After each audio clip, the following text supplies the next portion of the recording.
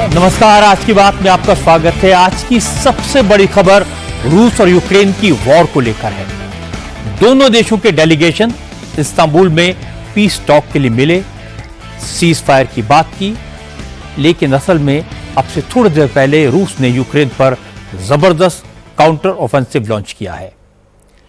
इससे पहले यूक्रेन ने रशिया के एयरबेसेस पर ड्रोन अटैक करके 40 रशियन बॉम्बर प्लेन्स को तबाह कर दिया था। यह यूक्रेन का रशिया पर अब तक का सबसे बड़ा और सबसे खतरनाक हमला था। जेलेंस्की के ऑपरेशन स्पाइडर वेब ने पूरी दुनिया को चौंका दिया।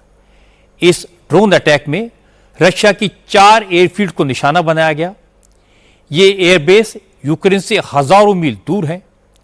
यूक्रेन ने हजारों ड्रोन चुपचाप स्मगल किए, इनको ट्रकों में छुपाकर डिस्गाइज में रशिया के एयरफील्ड तक पहुंचाया। यूक्रेन की आर्मी ने एक एक करके रिमोट कंट्रोल से ड्रोन्स को फायर किया, एयरफील्ड पर हमले किए और रशिया के प्लेन्स को तबाह कर दिया। इंटेलिजेंस और वॉरफेयर का ऐसा कोऑर्डिनेटेड एक्शन इतना जबरदस्त था कि इसने पूरी दुनिया को हैरान कर दिया। जेलेंस्की ने कहा, ऑपरेशन स्पाइडर वेब की तैयारी पिछले 1.5 साल से चल रही थी। यूक्रेन ने 25-25 हजार रुपए की कीमत के ड्रोन से रूस के 1-1 हजार करोड़ के 40 फाइटर जेट्स को बर्बाद कर दिया। यूक्रेन ने खिलौने जैसे ड्रोन्स को खतरनाक हथियार बना दिया। यूक्रेन के ड्रोन रूस में 4,500 किलोमीटर दूर साइबेरिया तक पहुंच गए और रशियन इंटेलिजेंस को हवा भी नहीं लगी। रूस का लेटेस्ट एयर डिफेंस किसी काम नहीं आया। हैंगर में खड़े मिसाइल कैरी करने वाले बड़े बड़े फाइटर जेट्स खड़े खड़े कबाड़ में तब्दील हो गए। और सबसे बड़ी बात है, इस हमले के बारे में अमेरिका को भी कानो कान खबर नहीं हुई। यूक्रेन ने यह हमले ऐसे टाइम में किए जब रूस ने ईस्ट यूक्रेन में काफी बड़ी टेरिटरी पर कब्जा कर लिया है और ऐसा इंप्रेशन दिया कि यूक्रेन इस युद्ध में हार के कगार पर है। लेकिन यूक्रेन के इस ड्रोन हमले के बाद रशिया ने भी काउंटर ऑफेंसिव शुरू किया है। रूस के सुखोई 34 बॉम्बर्स ने वेस्टर्न यूक्रेन में मिलिट्री ट्रेनिंग इंस्टीट्यूट पर मिसाइल से अटैक किया। रशियन अटैक में यूक्रेन के 7 सैनिकों के मारे जाने की खबर है। इसके साथ साथ रूस की आर्म फोर्सेज ने 400 से ज्यादा ड्रोन से यूक्रेन के सुमी, खार्किव, डोनेत्स्क, ज़पोरिज़िया और खेरसान इलाकों में जबरदस्त हमले किए। पंजाब सूबे के कसूर में लश्कर ए तैयबा के डिप्टी चीफ सैफुल्लाह कसूरी ने बड़ा जलसा किया। इसमें अमीर हमजा, इंजीनियर मोहम्मद इमरान, हाफिज सईद का बेटा तलहा सईद और मुजम्मिल हाशमी जैसे बड़े दहशतगर्द शामिल थे। लंदन में रविशंकर प्रसाद की लीडरशिप में जो डेलीगेशन लंदन पहुंचा है, उसने इंडियन डायस्पोरा के साथ एक मीटिंग की है और इस प्रोग्राम में रविशंकर प्रसाद ने कहा, पाकिस्तान आतंकवाद को पालता पोसता है, ये बात किसी से छिपी नहीं है। ओसामा बिन लादेन एबटाबाद में मिला। डेनियल पल का हत्यारा ऑपरेशन सिंदूर में मारा गया। दुनिया को इससे ज्यादा सबूत और क्या चाहिए। अब अपने एक और पड़ोसी मुल्क बांग्लादेश की बात करते हैं। पाकिस्तान की तरह कर्ज में डूबा बांग्लादेश अब चीन की गोद में बैठने को बेकरार है। बांग्लादेश के चीफ एडवाइजर मोहम्मद यूनुस ने चीन से अपील की है कि वो बांग्लादेश को उधार दे, अपना इन्वेस्टमेंट बढ़ाए, क्योंकि मैन्युफैक्चरिंग में चीन का कोई जवाब नहीं। आज बांग्लादेश ने चीन की कंपनियों के साथ ढाका में इन्वेस्टर समिट किया था। इस समिट में मोहम्मद यूनुस ने कहा कि चीन का मजबूत निवेश बांग्लादेश की इकोनॉमी में बड़ा बदलाव ला सकता है।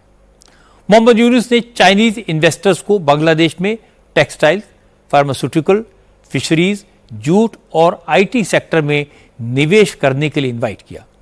यूनुस ने कहा कि चाइनीज कंपनियों ने दिखा दिया कि मैन्युफैक्चरिंग में उनका कोई मुकाबला नहीं है, इसलिए बांग्लादेश उनका पार्टनर बनना चाहता है।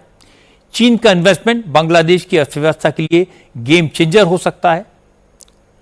पता लगा कि चीन अब बांग्लादेश में दुनिया का सबसे बड़ा पोर्ट बनाएगा। बांग्लादेश का टेक्सटाइल सेक्टर पहले से ही चीन के कब्जे में है, क्योंकि इसका 90% मटेरियल चीन से आता है। चूंकि बांग्लादेश की इकोनॉमी बुरी हालत में है, वहां इंस्टेबिलिटी का माहौल है, चुनी हुई सरकार नहीं है, आर्मी और केयरटेकर गवर्नमेंट के बीच तनाव है, चीन इस मौके का फायदा उठाकर पाकिस्तान की तरह बांग्लादेश को भी अपने काबू में करना चाहता है। उथल पुथल का दौर हमारे एक और पड़ोसी नेपाल में भी चल रहा है। नेपाल में राजशाही की वापसी को लेकर आंदोलन तेज हो रहा है। आज भी काठमांडू में बड़े प्रोटेस्ट की कॉल दी गई थी, लेकिन दोपहर को प्रोटेस्ट मार्च कैंसिल कर दिया गया। आज काठमांडू में शांति रही। असल में नेपाल की सरकार और पुलिस ने राजतंत्र वापसी और नेपाल को हिंदू राष्ट्र घोषित करने की मांग को लेकर प्रदर्शन किया है। इन नेताओं के साथ जिस तरह का सलूक किया, प्रोटेस्ट को जिस तरह से जुल्म किया गया, उससे पूरे नेपाल में नाराजगी है। कल राष्ट्रीय प्रजातंत्र पार्टी के नेताओं और कार्यकर्ताओं पर पुलिस ने जबरदस्त लाठीचार्ज किया था। नेपाल के फॉर्मर डिप्टी प्राइम मिनिस्टर कमल थापा को सड़क पर घसीटा गया। इससे लोगों में बहुत नाराजगी है। असल में राष्ट्रीय प्रजातंत्र पार्टी के अध्यक्ष और राजतंत्र के कट्टर समर्थक राजेंद्र लिंगदे के नेतृत्व में हजारों प्रोटेस्टर्स प्रधानमंत्री आवास की तरफ बढ़ने की कोशिश कर रहे थे। उसी वक्त पुलिस ने लाठीचार्ज कर दिया। अब कश्मीर की बात कर लेते हैं। आज पीडीपी की चीफ महबूबा मुफ्ती ने कहा कि जम्मू कश्मीर की सियासत में कश्मीरी पंडितों की भागीदारी बढ़ाना जरूरी है। इसके लिए कुछ विधानसभा सीटें कश्मीरी पंडितों के लिए रिजर्व कर देनी चाहिए। आज महबूबा मुफ्ती ने जम्मू कश्मीर के लेफ्टिनेंट गवर्नर मनोज सिन्हा से मुलाकात की। इस दौरान महबूबा ने कश्मीरी पंडितों की वापसी को लेकर दो मांगे रखी। पहली, सरकार घर बार छोड़कर दूसरे राज्यों में गए कश्मीरी पंडितों को उनके गांव में घर बनाने के लिए जमीन दे, और दूसरी, कश्मीरी पंडितों को विधानसभा में आरक्षण मिले। महबूबा मुफ्ती ने कहा कि कश्मीरी पंडितों को अगर घाटी में वापस लाना है, उन्हें फिर से यहां बसाना है, तो उसके लिए उन्हें इलेक्शन प्रोसेस का हिस्सा बनाना होगा और 2 नॉमिनेटेड सीटों के बदले चुनाव में उनके लिए कुछ सीटें रिजर्व करनी चाहिए। खेलों की दुनिया से एक बड़ी खुशखबरी आई है। वर्ल्ड चैंपियन भारत के डी गुकेश ने नॉर्वे चेस टूर्नामेंट के छठे राउंड में वर्ल्ड नंबर 1 मैग्नस कार्लसन को हरा दिया है। क्लासिकल चेस में कार्लसन के खिलाफ गुकेश की यह पहली जीत है। इस जीत के साथ 19 साल के गुकेश नॉर्वे चेस टूर्नामेंट की पॉइंट्स टेबल में तीसरे नंबर पर पहुंच गए हैं। कल आईपीएल का फाइनल मुकाबला रॉयल चैलेंजर्स बेंगलुरु और पंजाब किंग्स के बीच होगा। हालांकि अहमदाबाद में आईपीएल के आखिरी क्वालिफायर में पंजाब किंग्स और मुंबई इंडियंस के बीच काफी रोमांचक मुकाबला हुआ। रात 2 बजे तक ये मैच चला। पंजाब किंग्स ने मुंबई इंडियंस को हराकर फाइनल में जगह बनाई।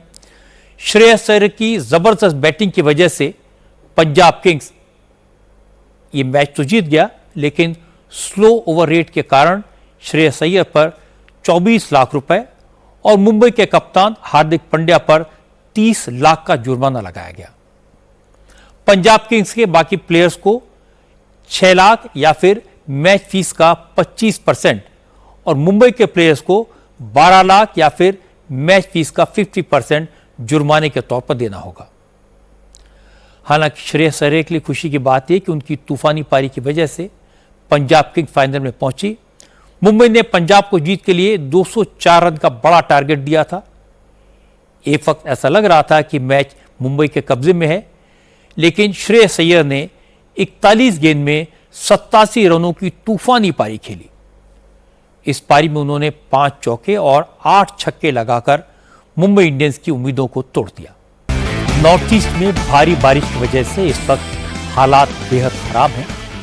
असम, मणिपुर, मिजोरम, त्रिपुरा, सिक्किम और अरुणाचल प्रदेश में सिर्फ 4-5 दिन की बारिश से बाढ़ जैसे हालात बन गए हैं।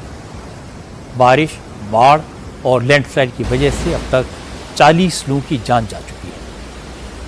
असम में बारिश का 132 साल का रिकॉर्ड टूट गया। 1 जून को असम के सिलचर में 24 घंटे के अंदर 415.8 मिलीमीटर बारिश दर्ज की गई, जो पिछले 132 साल में एक दिन में हुई सबसे ज्यादा बारिश है।